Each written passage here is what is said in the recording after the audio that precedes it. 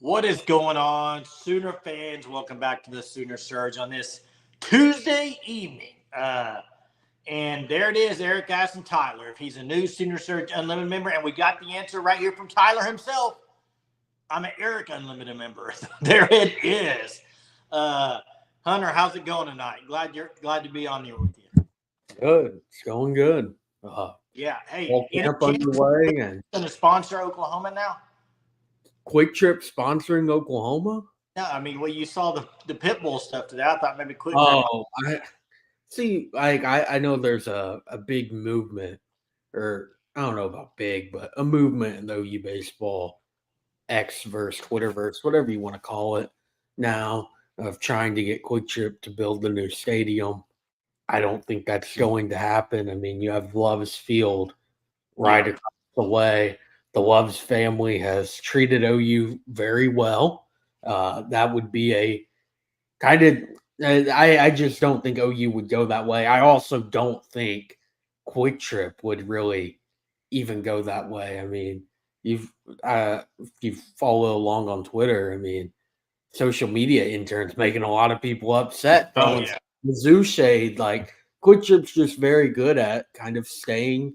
I mean, they know their base, and they're not going to try to pick any sides. I mean, they operate in Kansas City and St. Louis, in Oklahoma or in Tulsa, going into Oklahoma City now, Dallas, Atlanta, Arizona, just all over the place. I mean, I don't think they're going to build a stadium anytime soon. Yeah. Hey, Jen, hope your grandson's doing well there. Glad you're joining us tonight.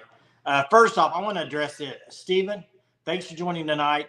First off, the CJ Baxter stuff, yeah, he's going to have an MRI. I don't think anything has come out yet to say how serious the injury is, other than it's going to be an MRI. So we'll see how that does pan out. I think you probably know more tomorrow, obviously.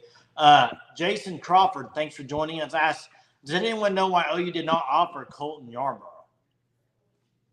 I mean, I don't know for a fact, but I can kind of make a reasonable assumption as in he's from Durant, trains at C4. I mean, remember the last defensive lineman from that area. Again, Durant, C4, maybe not, but also I personally don't think it's a massive loss for Oklahoma for an in-state kid to go to Arkansas. I think there's a reason Oklahoma wasn't pushing heavily at him. Ron says not to start rumors, but I heard the Lusk Bros may build a new basketball arena. First off, I would probably be on board with trying to help out with that situation. Jeremy, on the other hand, with Porter Moser there, will not be participating. I promise you. I would have to get Jeremy on board with that one too, Ron. I think, unfortunately, none of us here at the Sooner Surge have the money to build a new basketball arena. That's right. Got to grow the channel a lot more to be able to donate for a new arena. That's for sure. Chester says, I care about us doing great, but what I really want to see is you punch them in the mouth, be mean and nasty again. I agree. I want this defense to be nasty. I mean, I think most senior fans think that. I mean, there was some interesting things today, I thought, just kind of from X and Twitter. I mean, the Colorado thing that just got put out by Travis Davidson, I thought was kind of funny. And it looks pretty true from what he put. It looks like they took a video of an interception and made it look like it was a touchdown pass. I don't know if it was an interception as much of a. Again, you sent it to me right before the live. I watched it a dozen times or so, kind of rewinding, trying to piece it together, maybe thinking it could have maybe been a bad camera angle to where you wouldn't see the touchdown. No, that's just a bad edit. Yeah, a bad edit. It's how did multiple people approve that? Because I mean, you would have to assume Deion's in those talks. Obviously, I don't think ID. They're come on now. It's Colorado. Deion's running the show there. But yeah, that's just a bad look all around for their entire social media department for Deion Sanders for Shador for Colorado. Something like that shouldn't be posted. Hey, Corey says, just being up close to the defense on Saturday, they look big and SEC ready, but only time will tell. That's right. They look the part. Are they the part? Find out in 3 weeks. That's for sure. Hey, gosh, I just lost my train of thought. I was going to ask you something, Hunter. It'll come to me. Just give me a second. It'll come to me. But Chief says 4:30 p.m. here in Kauai. Still hard to get used to. Hey, Chief, when I was there a few weeks ago, 3 weeks ago in Hawaii, I got up every morning at about 2:33 a.m. I could not sleep past about 2:30 a.m. I hear you. It's hard to adjust. It really is. What's up, Sooner Freak 29? Steven says, I think RSP, Kip Lewis, and Jacoby Johnson will be biggest game changers. You haven't heard a whole lot of Jacoby Johnson, you know? Yeah. Hey, I got to answer this though by Eric. And you already know my answer to this, Hunter. I don't think Deion could win at Oklahoma. I think Deion is the guy that can take teams that aren't like teams that aren't great, and they can get a lot of energy and get a lot of fan support and get some recruits. But I don't think at a major powerhouse he could sustain it. I think he could possibly. Again, a year ago, I think I would have a much different answer at a powerhouse of Florida State as alma mater. At a non-alma mater school, I don't think he is going to do very well there. I mean, look at Colorado, 4-8 last year. I mean, the goal for them this year is to just make a bowl game, and they have probably 2 first-round picks between Shador and Travis Hunter. So, again, in the Big 12, that's kind of a very disappointing season, in my opinion. Ron, I went to the big swap meet there in Maui. I did. Hey, Bobby agreed. He thinks that Deion could do it at Oklahoma. I don't think Deion. I think I don't. What makes you think he could? Yeah, exactly. Like I just think all the fan pressure again of how I don't think fans the fan base would put up with Deion Sanders. First off, I think he's too gimmicky. He's too gimmicky. Yeah, and again, it's also. I mean, this is what, year 4? Yeah. For him as a head coach. That's a good way to put it. I like what it started at Jackson State and then now Colorado, year 2 there. And I mean, you have they're still doing the no hitting the wide receivers. Definitely don't even touch Travis Hunter and all the other things that they've done. I mean, Twitter handles on the back of your practice jersey. It's just interesting stuff going on in Boulder. Hey, with the injury today from Texas running back, it kind of popped up. People saw it today, and we don't know the extent of it. But what do you think? Give me 2 names, or let's just do this: 2 position groups. You cannot afford an injury in. I mean, quarterback is the obvious one. But yeah, I mean, quarterback's obvious, but what else? Tight end, or maybe even offensive line. Yeah, I heard on the radio this morning, or was it this morning? I can't remember where it was. Talking about Ozida. Yeah, I think it was this morning on Sports Animal. Talking about Ozida and how he may be pushing for that guard spot. That would be very interesting to me. A guy that hasn't really played experience-wise. So, and we'll see. I think Ozida is very talented, but I think a lot of people think it's going to be Fabechi and Garen Hatchett because with the experience. But maybe what's that? If it ends up being Heath Ozida, I think then it comes down to him being able to participate in all of winter, all of spring ball. I mean, Garen Hatchett just, unfortunately for him, wasn't able to do that coming off of the injury, the transfer from Washington, missed both of those off-season periods. So, again, with Ozida, I mean, we had him on here, man, 2 probably, years ago. yeah, 2 years ago, We were almost 2 years first. ago. Yeah, and but I think he is going to be a very talented offensive lineman for OU in the future. For Bill Bedenbaugh just develops like no other. And you look at Ozida. Also, I mean, last year, kind of unprompted, that his name was thrown around a little bit by Brent Venables and a few other coaches and players, and then the versatility to play guard and tackle. Yeah. Eric, I'm with you here. You got to lock it down, I think, early, not like last year.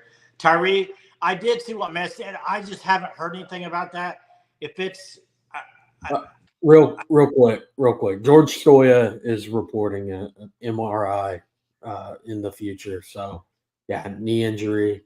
It appears. God, that would suck. To Sooner Suck State. for him.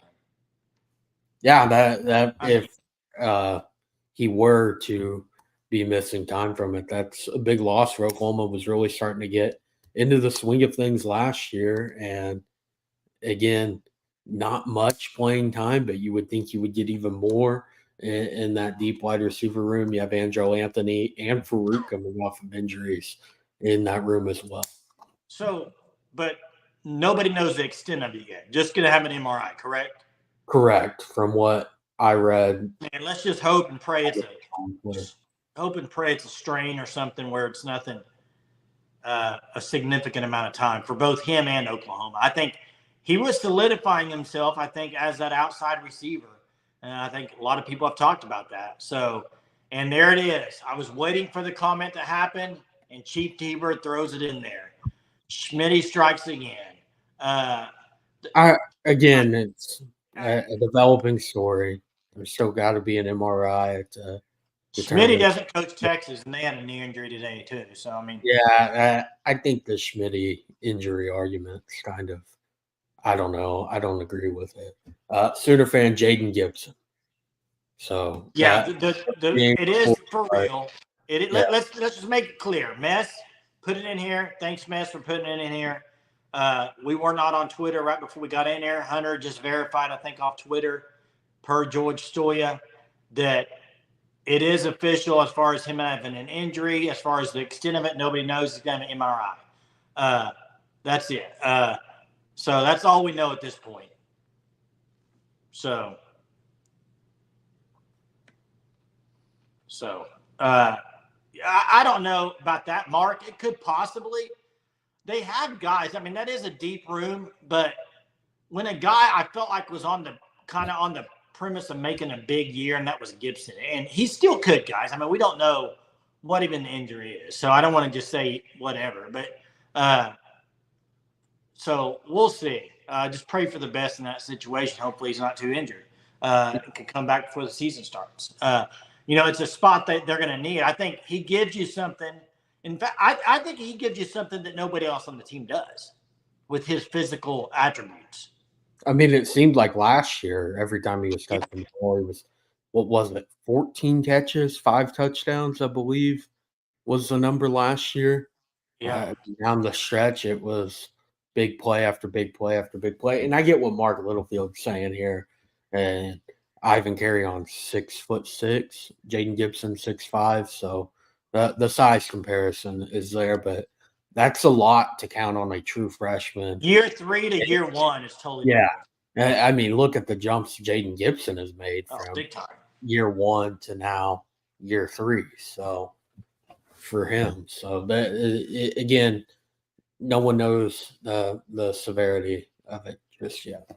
Yeah, and that's the thing, guys. Everybody can talk about what kind of a season OU is going to have, or all these teams, but no, there's so many things that go into the variables as far as your year, how many wins you get, and a lot of injuries plays a big part of it. I mean, if Texas loses that running back for the year, that's a huge loss for them. Massive outstanding running back. I mean, Joe Parker award. I mean, in that talk of one of the 5 to 10 guys that legitimately could win that award at Texas. I mean, CJ Baxter, one of the best running backs in the country. So off-season injuries are the worst. I mean, Notre Dame a few days ago lost a starting offensive lineman, veteran offensive lineman, I believe, to a knee injury. It's just the time of the year when stuff like this happens, and it sucks for everyone. Sucks for the players, sucks for the teams, and that really sucks for the fans. The Jackson Dart injury, I don't believe is true. Like, I That's mean, false. that was a week ago. I mean, Yeah. something would come out about it. He's posting like he would if everything's a go for this season. Yeah, and hey, Josh, I see your comment about Texas. That very well could happen. I mean, Michigan and OU and Georgia could beat them. I don't think they're going to lose 3, but that could happen. Wouldn't like shock me. I happen to know on pretty good authority and sources that Jeremy's actually a big Gibson fan. So I think, yeah, he likes Brennan Thompson, but he also likes Jaden Gibson. So, yeah, it is part of it, Dowpost. That's the thing. It is part of college football. It's part of NFL football. And that's why you have to have very good recruiting classes and very good depth. So, and Eric, I understand what you're saying here. I mean, it all depends on what injury is and how much playing time he gets. But, yeah, I mean, what's weird is if you listen to Barnes' interview, Javonte Barnes, I think a lot of people thought he was going to transfer out last year. Correct. And he says, there's nowhere else I'd rather be. I want to be at Oklahoma Sooner. So I think it just depends on the makeup of the person. And also, I mean, kind of how that room is going to look next year. I mean, Joel Farouk is gone. Angelo Anthony is going to be gone after the 2024 season for Oklahoma. You would have to imagine Deion Burks is going to be gone as well. So, again, I mean, Nick Anderson technically could declare for the draft. It would be 3 years out of high school for him. So, I mean, he could look at it that way, but again, I wouldn't speculate that he's going to transfer really when. I mean, again, don't know the results of the MRI. Well, I got a great comparison in a way. Now, we don't know as far as what the extent of the injury is, but say, for instance, if he was out for the year, that reminds me a lot of the Harrington deal last year. Correct. He was coming on. They thought it was going to be his breakout year. Yeah, I see the similarities there. A little bit different on kind of what Harrington went through, the walk on, all of that part of it, and Gibson really only being in year 3. But I mean, similar deals. I mean, Gibson's had to really battle through a lot kind of early struggles year 1 in the offseason. I mean, last year, people thought in the spring game he was going to make a big jump. You still continued to see the drops there, and then you see it on the field in the fall. And, I mean, he looked great for Oklahoma, just didn't get many opportunities with kind of the depth in that room. So, yeah. If that's the case, very unfortunate. Hey, Kay, yes, Brody put out the article on OU Insider. Brody's going to come on with this. I've already talked to him. He's going to come on with us, talk about the roster updates and everything. So he'll be joining one evening to kind of discuss that. I don't know if we're going to do live yet or video for it, but stay tuned. He'll be on to discuss this with us because there's a lot of changes in basketball for sure. Steven says, Jackson Arnold says he's been working under center with Hart Hickman. I wonder if we will have some serious. I think there will be some more under center this year. I do. We'll see to what extent. I have no clue. I know, that one highlight the other day, they were running a read or a sprint option. RPOs option out to the outside. Yeah. So. And then, I mean, videos posted also a lot of RPO work. I mean, that's something you're going to see a lot. I don't know how much under center he gets this year. Maybe next year, kind of see an increase in that if it's a season that going to be preparing for the draft, kind of getting more familiar with pro style offense. But I mean, it's going to be different than what you saw last year with Jeff Levy. I mean, Seth Luttrell, a much different play caller. You're going to see a lot more in the running game.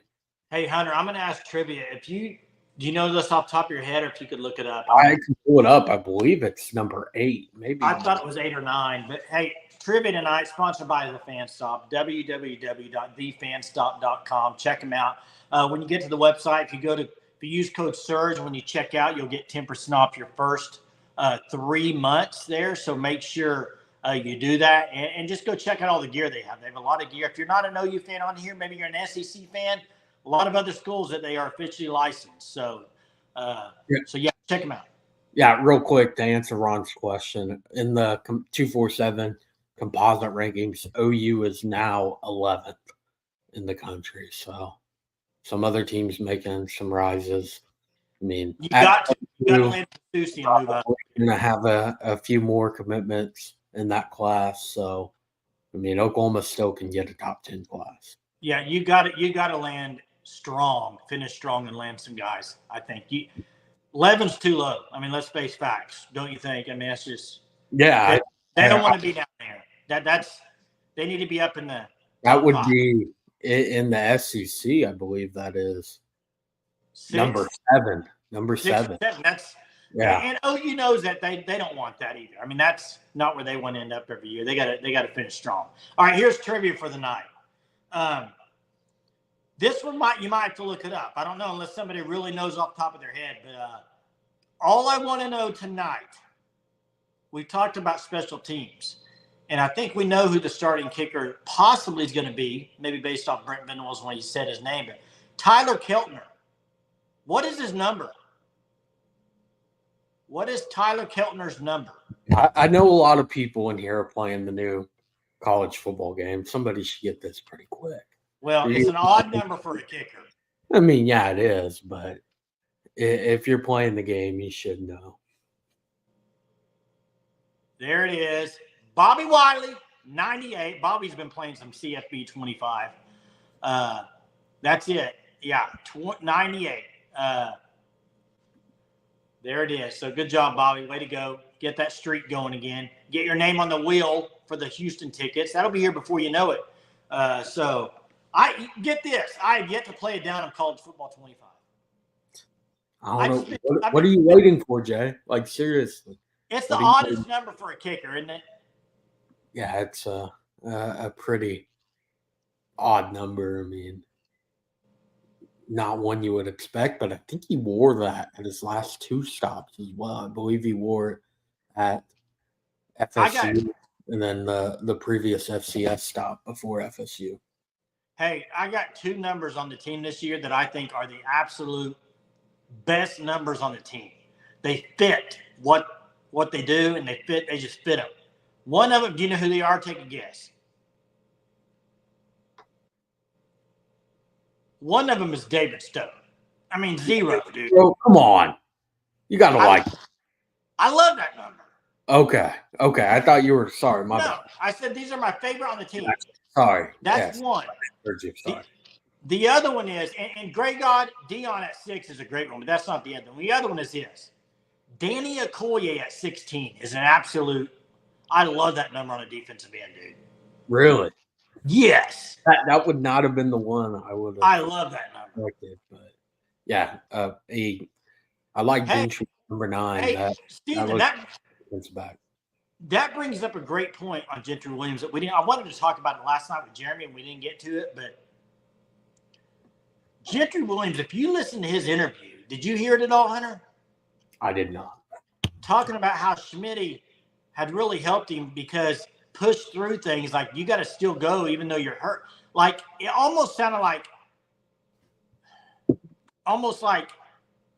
the nagging injuries, you got to play through them.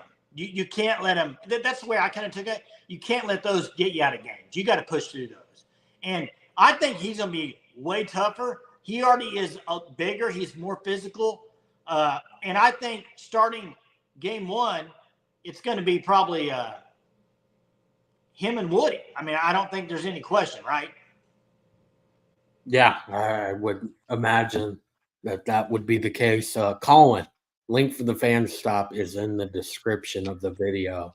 Use code SURGE for 10% off your first 3 months.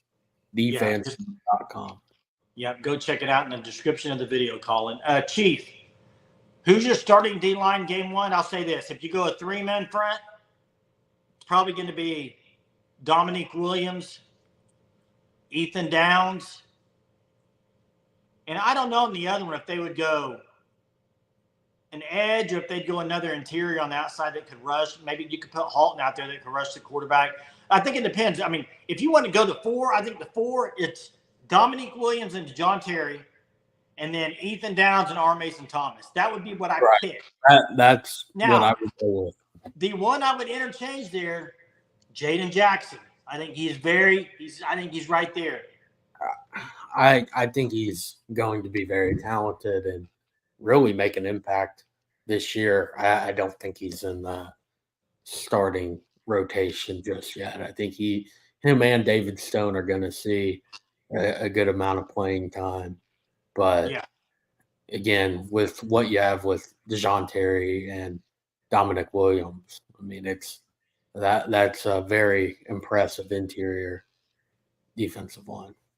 Mess. OU is ranked number 4 in blue chip roster. You're right. I think people do talk about it, but I think a lot of people also look at the recruiting rankings. Yeah, I mean, I agree with you on the fact that that's not set in stone where you rank is how you're going to finish and how it depends on how well you do as a team. But I do think having a highly top 5 recruiting class year after year would be better than having an 11 every year. So I think that's kind of a mixed bag there. It's not I have no clue what Eric and Tyler are talking about on here, but I'm kind of cracking up looking at it, but that's between y'all. Okay.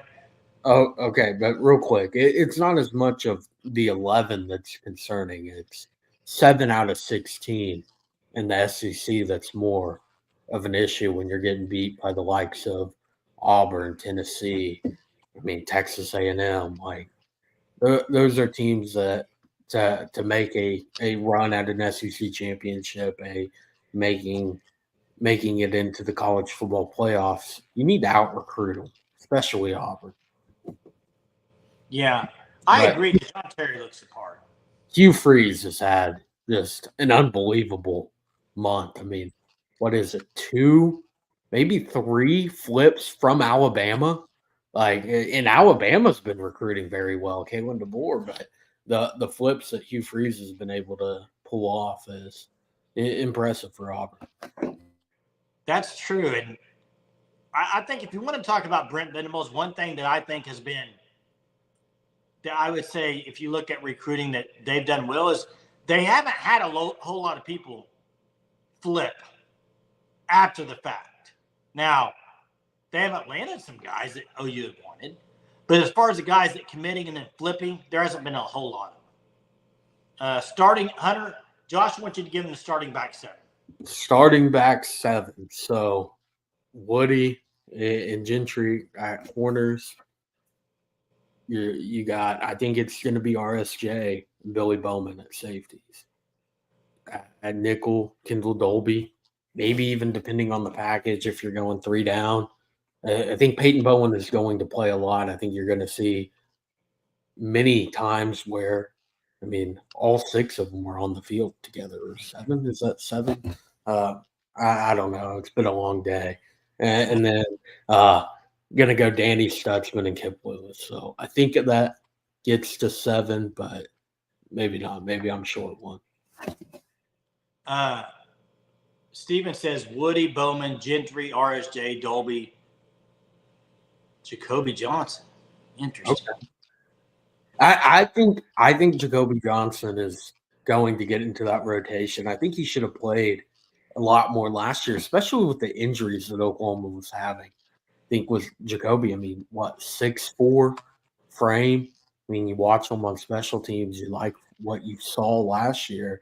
I personally thought he should have got a little bit more looks than Bakari Vickers at times last year, which some of the issues for Vickers really wasn't even his fault. I mean, Oklahoma State, there's nothing you can do. Yeah, not much you can do about that. I mean, there's really not. And then Josiah Wagner as well. I really thought that Johnson should have got a little bit more opportunities, but again, this year that corner room is deep. Well, and the thing is, I mean, I see people say no Deshaun. No, they have. I think that's what's interesting about this. They have so many guys back there that I don't know what package they're going to do. And there are going to be times where they can put that many defensive backs out there. I think somebody said they're going to go mass coverage or whatever. You can only do that, though, if you have guys up front that can stop the run. Otherwise, or I mean, third and long. Bring guys up, but I'm just saying. But also third and long sets. I mean, yeah, I think that's going to be what you see on third down. I mean, a 3rd and 8 or longer, 3rd and 7 or longer, and you have a 3-man front with a bunch of pass coverage across. Yeah, and will Bowen be the punt returner? That's $1 million question. I don't know. I'd like to see it. Mark says Eli may play a lot. I don't know. Real quick, is anyone not worried about Jackson Arnold or just me? I don't know if worry is the term I have. I'm not worried, but I'm unsure how he's going to react on the road in the SEC. Let me just say that. I don't know if it's a worry, but it's like I have no clue what he's going to do when he walks into Auburn. There's no way to know that. That's a different animal. It'd be a different animal for Dylan Gabriel this year walking into Auburn. Oh, so, absolutely. I mean, I can't remember. Nobody knows how he's going to react. I think Jackson, SEC Media Days, was talking about, I believe Jackson Dart, talking with him at the man camp of just how weird Jordan O'Hare can be at times. I think the word was haunted or something. Like, it's just an odd place to play. I mean, it's difficult to replicate that. I mean, Jackson Arnold right now, his only road experience, true road game was BYU second half. And I mean, Provo they had a pretty good crowd last year, but that's absolutely nothing to what you're going to see. And Jordan O'Hare down at Ole Miss, at LSU, at Mizzou in the rivalry game. I mean, it's something that he hasn't faced yet. Hey, the last thing I want to say on here is about this Alabama stuff. I see a lot of the comments in here. Here's what I'll say. I've said it for a while. I think Kalen DeBoer is a great coach. Good coach. I don't want to use the word great yet because I think there are people nationally that think, yes, Alabama, look, they're getting all the players again. They're going to be great. Do not forget, though, I want to make myself very clear. Do not forget, Texas has always had great players. Texas is just now getting back to where they should have been for years, okay? You also have to have the right fit at coach. I don't know if DeBoer is going to coach great at Alabama. Guys, I think people underestimate what Saban did week in, week out at game preparation and game time. It's a different animal. DeBoer may walk in there and not miss a beat. But they also might struggle a little bit, which would be 3 or 4 losses for them. And you do that 1 or 2 years, and that might be what it takes to them go, I don't want to say drop off the face of the earth, because them dropping to 3 or 4 in the SEC would be a big drop off for them.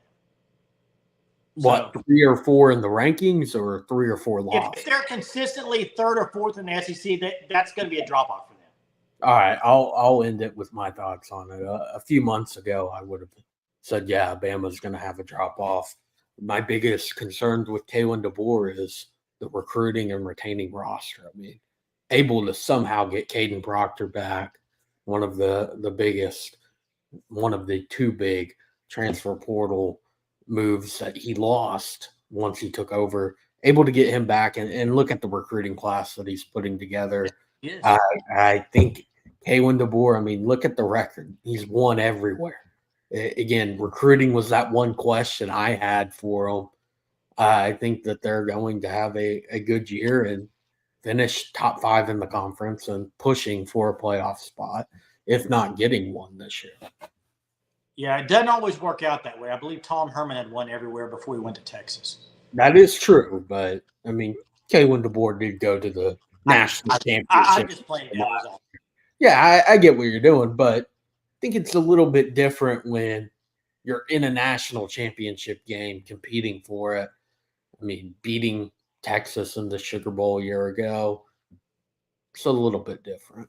Yeah, it is. And I should never compare the two because I cannot stand Tom Herman. But appreciate you guys, as always, for joining us. It's been fun.